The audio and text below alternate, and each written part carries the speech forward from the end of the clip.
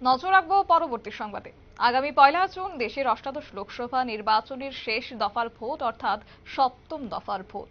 আর এই ভোট মিটলে কার্যত 4 জুন অনুষ্ঠিত হবে নির্বাচনী ফলাফল বা গণনা প্রক্রিয়া।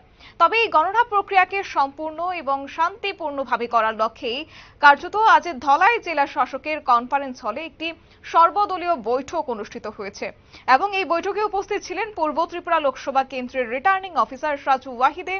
এছাড়াও ছিলেন জেলার অতিরিক্ত জেলা শাসক বিবেক এইচবি সহ অন্যান্য আধিকারিকরা। সভায় বিজেপি, সিপিআইএম এবং কংগ্রেস, আইপিএফটি, তিপ্রামথা সহ বিভিন্ন রাজনৈতিক দলের প্রতিনিধিরা আজ উপস্থিত ছিলেন সর্বদলীয় এই বৈঠকে। কার্যত বলা যায় 4 জুন নির্বাচনে ভোট গণনা এবং এই ভোট গণনাকে সুন্দর এবং শান্তিপূর্ণ করার লক্ষ্যে আজকের এই সর্বদলীয় বৈঠক। তবে কি বলছেন এই বৈঠক থেকে কি উঠে আসছে শুনুন। पार्लियामेंट्री कॉन्स्टिट्यूएंसी का काउंटिंग बाकी सारे कॉन्स्टिट्यूएंसी के साथ 4 तारीख को अम्बासा चंद्रेपारा स्कूल में होगा और बाकी 30 असेंबली कॉन्स्टिट्यूएंसी अलग अलग जगह पे अलग अलग एआरओ को लोकेशंस में सब डिविजन्स में होगा। और इसके लिए तो सारे डिटेल्ड रूप में हमारा कैंडिडेट के साथ एक अच्छे से मीटिंग हुआ है। कैंडिडेट के पास हमारा काउंटिंग का प्रोसेस और काउंटिंग एजेंट का अपॉइंटमेंट रिलेटेड और काउंटिंग का ट्रेनिंग के बारे में भी पूरा विस्तारित रूप में डिस्कस किया है।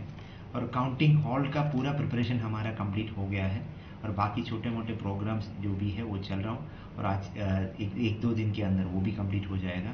और स्ट्रांग रूम सिक्योरिटी डेली हमने मॉनिटर कर रहा हूँ, अभी तक कोई इशू नहीं है। पूरा लॉ एंड ऑर्डर सिचुएशन और सब पूरा डिस्ट्रिक्ट का कंट्रोल अभी अंडर कंट्रोल में है, नॉर्मल सिचुएशन चल रहा हूँ।